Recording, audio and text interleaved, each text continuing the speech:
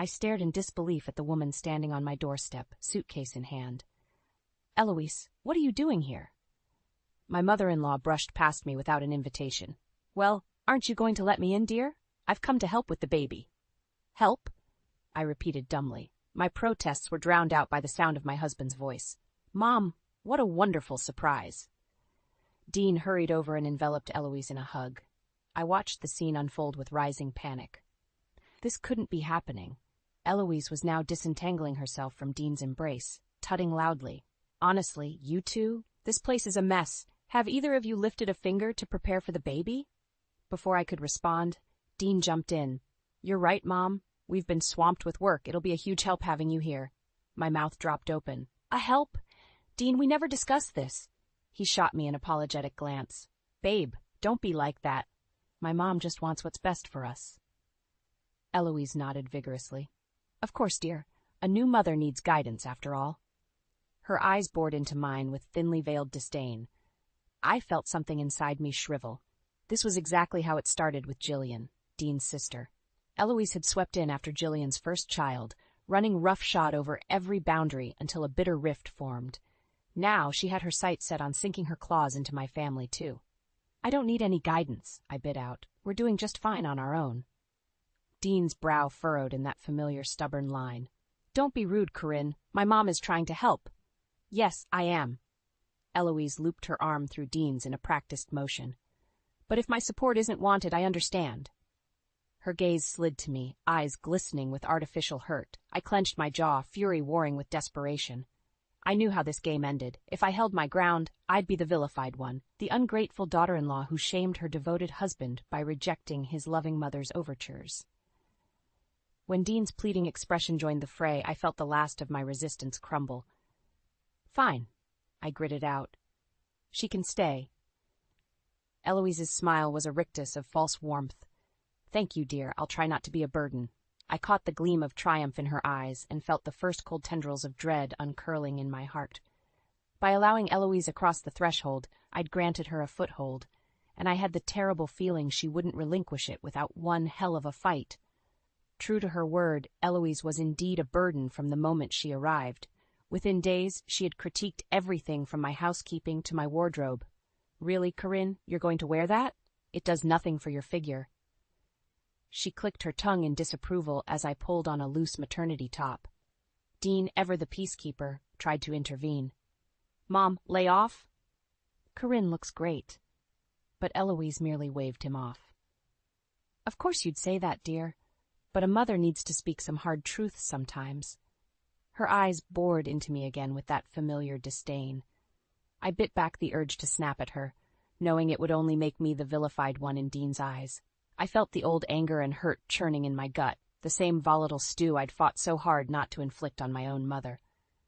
The final insult came a few days later when I caught Eloise clearing out space in the nursery closet.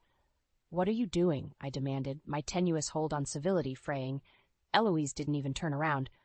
"Just making room for a few necessities, dear. You can't raise a baby in this pigsty." White, hot fury propelled me forward until I was right behind her. "Those are my things! You can't just throw them out!" "Oh." Eloise arched one perfectly groomed brow. "And where, pray tell? Were you planning to put the changing table? The crib? This tiny space can barely fit the basics." "We were going to move the changing table into the bedroom," I growled through gritted teeth. Eloise tutted again, that same infuriating noise. "Don't be ridiculous. You'll both need your rest. Keeping the baby in your room will only lead to squabbling and sleep deprivation." "It's our baby." The words burst from me like shrapnel. "We'll raise it how we see fit." In an instant, Eloise's expression shifted from feigned concern to cold disdain. "Is that so? From where I'm standing, you're the one acting like a child, dear." My hands clenched into fists, barely resisting the urge to lash out physically. Before I could retort, the sound of Dean's footsteps reached my ears. I watched helplessly as Eloise smoothed her face into a mask of serene innocence. When Dean entered, I fought to keep my composure. "Your mother is throwing out our things." "What?" Dean's gaze swiveled between us, plainly bewildered. "Mom, what's going on?" "Nothing, sweetie."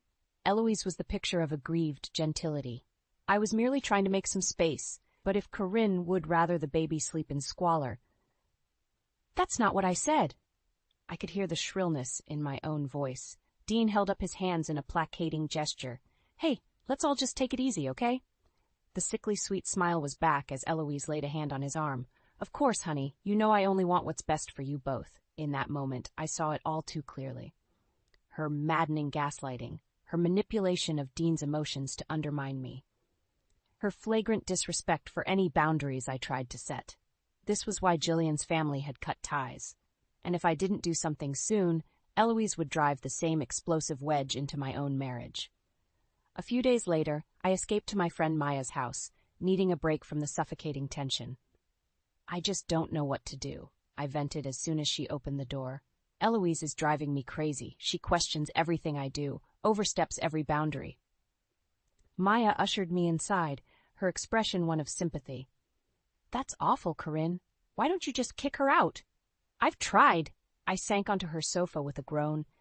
But Dean refuses to see how toxic she is. He's completely under her spell. Shaking her head, Maya sat beside me. Men can be so oblivious when it comes to their mothers. Have you tried talking to him again? Yeah, and it's always the same thing. She means well, Corinne. Don't be so hard on her. I threw up my hands in frustration. Meanwhile, Eloise acts like a sweet little angel whenever he's around. That manipulative witch, Maya muttered. I nodded miserably. Exactly. And the worst part is, she's already turning this pregnancy into a total nightmare. Can you believe she invited people over for some stupid baby prep party without even asking me? Maya's eyes widened. She didn't. Oh, she did. My jaw clenched at the memory. Just barged into the kitchen, announcing it like it was a done deal. I've invited the Hendersons and the Wilsons to come over this Saturday to help get things ready. Maya shook her head slowly. That's a major violation of privacy, not to mention safety concerns with strangers in your home. Tell me about it. I laughed bitterly. When I tried protesting, Eloise turned it around like I was the rude one, putting up roadblocks instead of embracing the village that was coming together for us. That's insane. Maya's eyes flashed with anger. She can't just appropriate your pregnancy like that. According to her, she absolutely can. When Dean backed her up on it, I trailed off, feeling defeated all over again.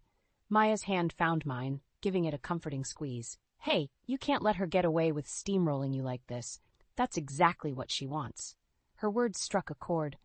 Eloise did want to dominate me, to usurp control over every aspect of my life under the guise of helping. Anger flared in my chest, burning away the hopelessness. You're right, I said, jaw set with new determination. I can't just roll over for her insanity. Enough is enough. Maya grinned fiercely. So what's the plan?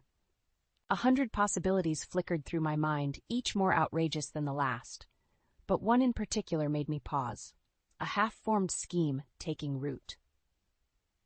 Actually, I said slowly, I might have an idea. A few days after my visit with Maya, the final straw came in the form of a shattered vase. I returned home from running errands to find Eloise rummaging through my closet again. Clothes and shoes were strewn everywhere. What the hell is going on here? I demanded, hands clenching into fists. Eloise didn't even turn around. Such language, Corinne. Hardly befitting for a mother. Befitting? I echoed, anger making my voice tremble. How about basic privacy and respect? That got her attention. Eloise swiveled to face me, mouth pinched in displeasure. Don't be so dramatic, dear. I was merely trying to clear out some space.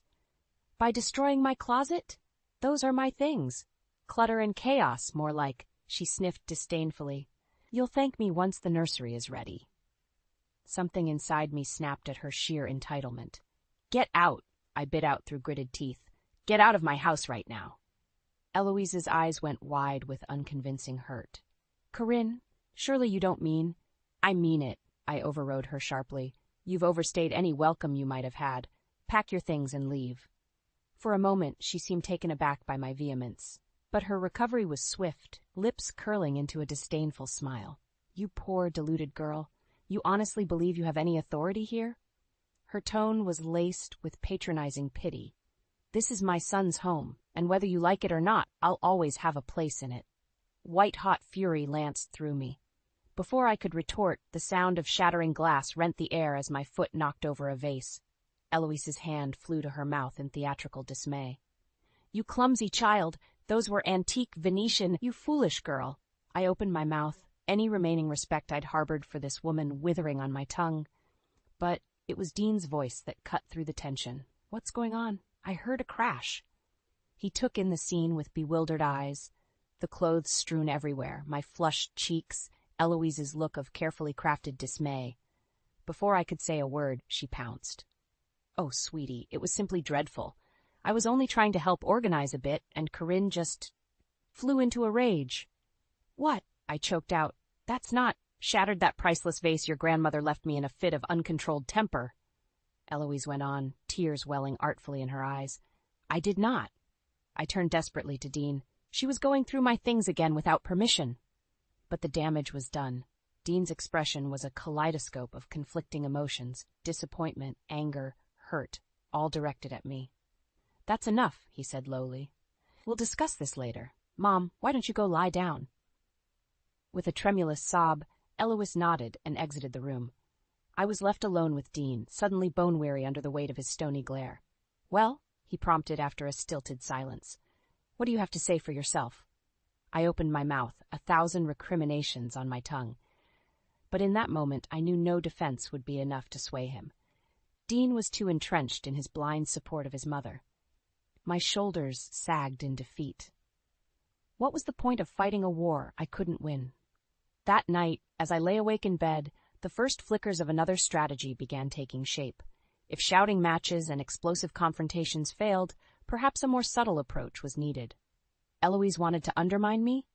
Well, two could play at that game. Only this time I'd strike with stealth and cunning rather than blunt force. After all, she'd taught me well in the art of deception and revenge. The next morning, I awoke with a newfound sense of purpose.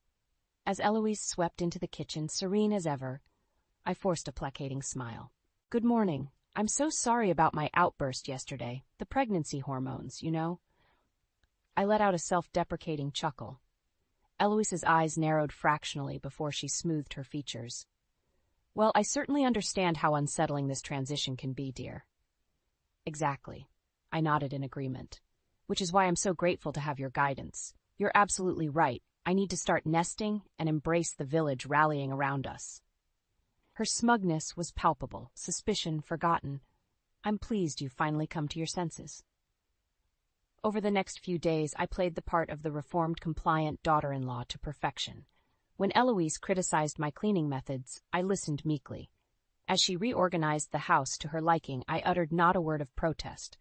All the while, I began piecing together my real plan. The first step was contacting Jillian, Dean's estranged sister. Though our relationship was strained due to Eloise's meddling, she proved a wellspring of information about our mother-in-law's past manipulations. "I've got boxes of evidence," Jillian confided when we met for coffee. "Emails, texts, you name it, all documenting the cruel, underhanded ways Mom drove a wedge between me and my husband until he couldn't take it anymore." I listened with equal parts horror and vindication as she recounted dozens of instances just like the ones I'd endured, only far worse. Next, I began stockpiling my own proof.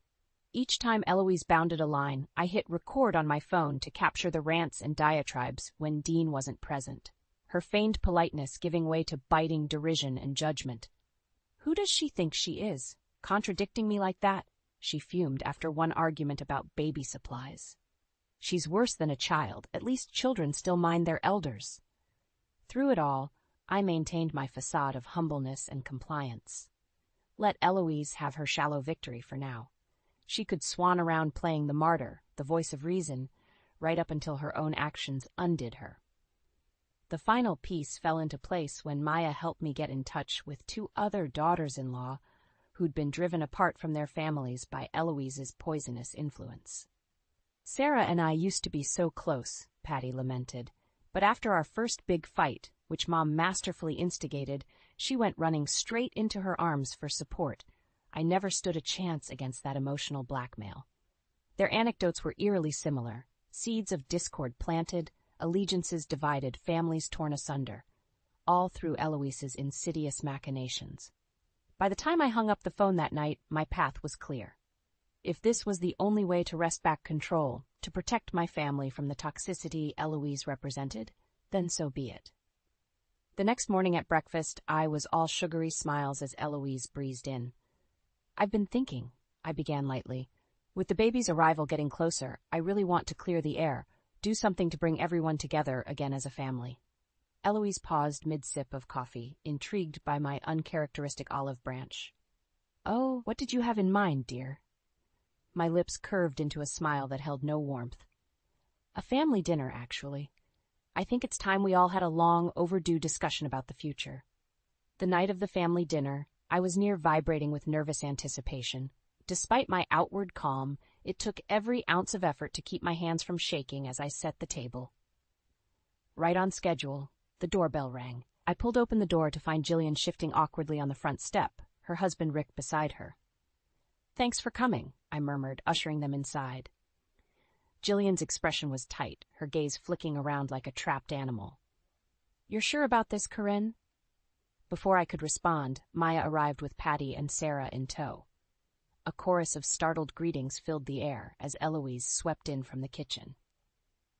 Well, what an unexpected reunion. Her eyes danced between the assembled families, mouth curved in a politically bland smile. "How lovely to have you all here." The calculated pleasantry grated, threatening my hard-won composure. I could see Jillian tense beside me, no doubt reading the same insincerity. Thankfully, Dean chose that moment to join us. "Hey, everyone's here. Should we get started?" I forced a bright smile. Actually, I thought we could wait for the final guests to arrive. Right on cue, the doorbell rang again. This time it was the Conway family, former in-laws who had cut ties with Eloise over a decade ago after an epic blowout regarding their grandchildren. Complete silence reigned as Eloise registered their presence, a muscle twitching in her artificially smooth cheek. "Judith, Thomas, how unexpected." Judith offered a tight smile that didn't reach her eyes. "Really, Eloise? After all you've put our family through, you can't fathom why we're here." For the first time, I detected a flicker of unease in Eloise's perfectly cultivated mask, but her recovery was as swift as ever, the sickly sweet smile reappearing. Now, let's not let old grudges spoil the evening." "Cut the crap, Mom," Jillian suddenly burst out. All eyes swiveled her way as she took an unconscious step forward. "We're not falling for your gaslighting routine again." Eloise's expression shuddered, eyes glinting with cold fury despite the saccharine tone. "Jillian, darling, whatever are you? You manipulative, lying witch." It was Patty who exploded next, all her grievances bubbling over. "You destroyed my relationship with Sarah just like you tried with these others." The room erupted into a maelstrom of shouting voices, accusations flying, tempers flaring, decades of bitterness and pain unleashed. Through it all, Eloise stood ramrod straight, eyes blazing, veneer of civility disintegrating. At some point, Dean's voice cut through the chaos. "Enough! What the hell is going on here?" An eerie hush followed his bellow. I could see the stunned hurt writ across his features as the reality of the situation dawned. My mouth was dry as chalk, but I knew this was the moment. Reaching into my pocket, I pulled out my phone and met Eloise's gaze steadily. "You might want to have a seat for this." The first recording began to play, anger and condescension dripping from Eloise's tinny voice as she ranted about me. Then another file, more vicious put-downs and criticisms, and another after that, the damning evidence piling up one after another. Eloise paled, seemingly struck dumb. Dean's expression morphed from disbelief to stunned hurt to white-hot rage, as each new vileness issuing from his mother's lips assailed him. By the time the final recording clicked off, a profound silence had fallen over the room. I could see it all clicking into place for Dean, the missing puzzle pieces, the half-sensed deceptions. Finally he turned to Eloise, face like chiseled stone. "Get out!" Her mouth worked soundlessly as she struggled to find her footing. "Sweetheart, you don't understand." "I said get out!" Dean's roar made us all flinch. "I want you gone, Mom, tonight." To her credit, Eloise didn't argue further, shoulders slumped in rare defeat. She turned and walked out of the dining room, out of our lives. Only then did the euphoric chatter and embraces erupt around me. But all I could feel was the searing ball of hatred still burning in my belly, despite my victory. Because as satisfying as her downfall was, I knew it was only the beginning of making her pay. A tense silence fell over the dining room after Eloise's abrupt exit.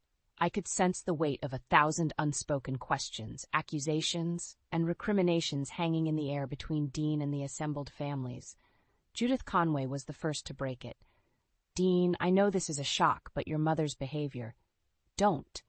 Dean's voice was little more than a ragged croak as he held up a hand. "Just don't." He dragged his palm down his face, suddenly looking decades older. When his eyes finally lifted to meet mine, they were haunted. "You knew about all of this vindictiveness, the cruelty." It wasn't quite an accusation, more a pleading for context, for something to make sense of the shattered reality before him. I swallowed hard against the surge of bitterness that welled in my throat.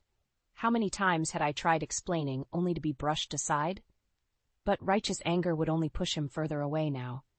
"I suspected for a while," I admitted quietly, "but I could never get through to you, Dean. Eloise was always able to gaslight me, twist the reality to make me seem irrational."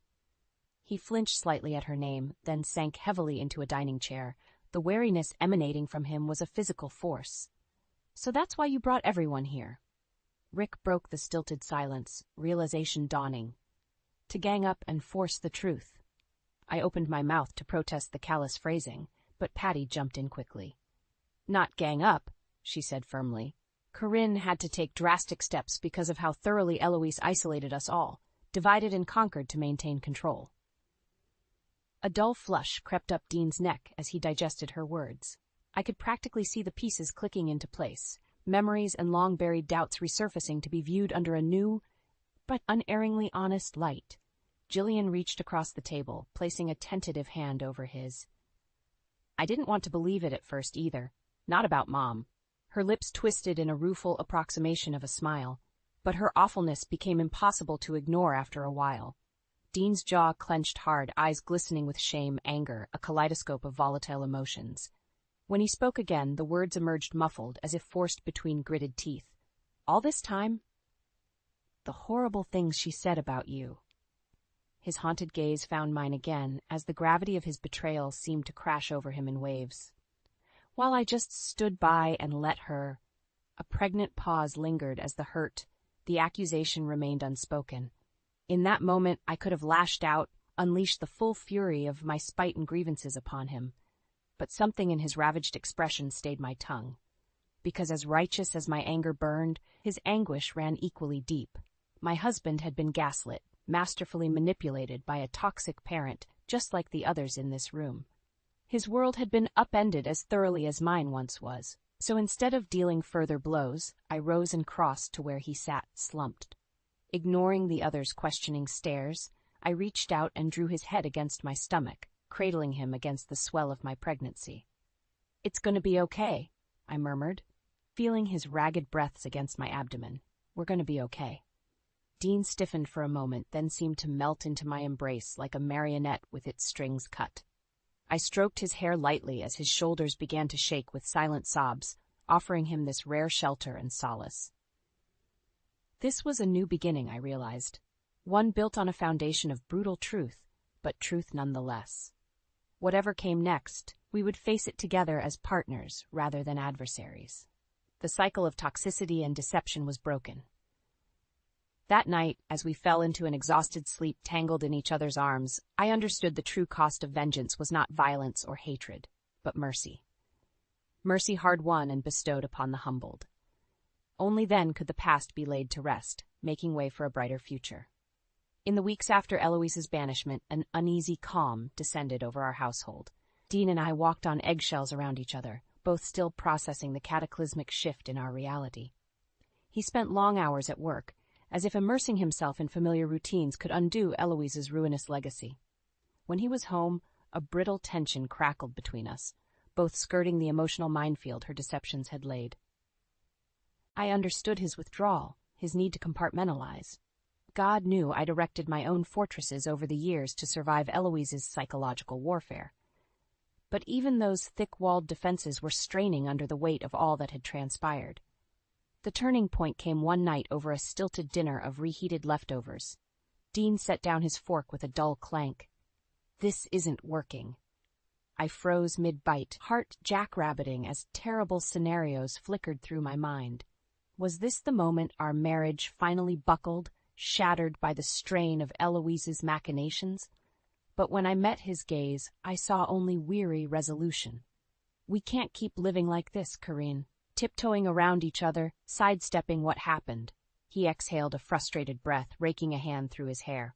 I don't know where to start unraveling the tangled mess my mother created.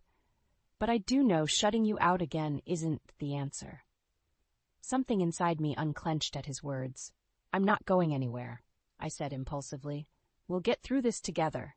Dean's lips twitched in a reluctant half-smile as he reached across the table for my hand.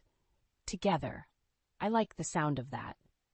From that point, the walls between us began to gradually dismantle. In their place, an honest dialogue emerged, one founded on empathy, patience, and a mutual desire to shed Eloise's corrosive influence once and for all. Over long conversations, all the hurts and betrayals were slowly exhumed.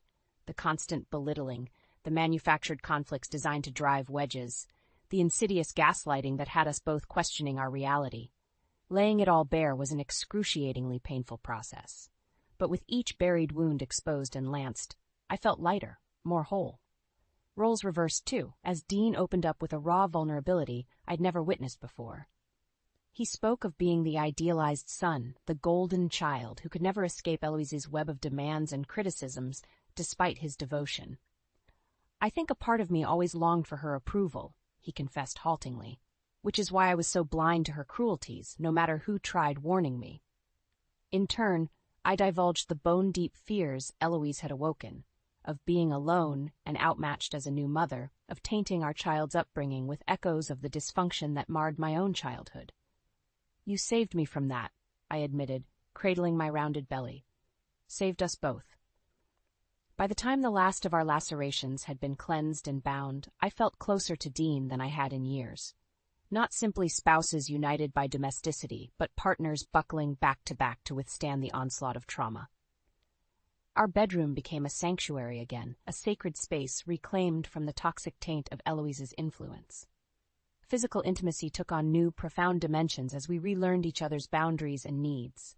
Countless tender moments stitched past wounds into a new, stronger whole. The nursery, too, was an exercise in co-creation. Dean and I labored side by side, meticulously outfitting the space with every necessity and not a single item imposed by his mother's interference. We emerged scarred, yes, but also formidably unified, an immovable bulwark erected to deflect any resurgence of Eloise's malice. When our daughter arrived 2 months later, squalling and perfect, we were girded for the challenges ahead. Absolutely nothing would disrupt the hard-won peace of our newly reclaimed lives. As I cradled my newborn's warmth against my chest, I knew this child would never want for security, stability, love. Those insidious cycles of toxicity ended with us. Eloise's shadow no longer touched this family. We had stepped finally into the light.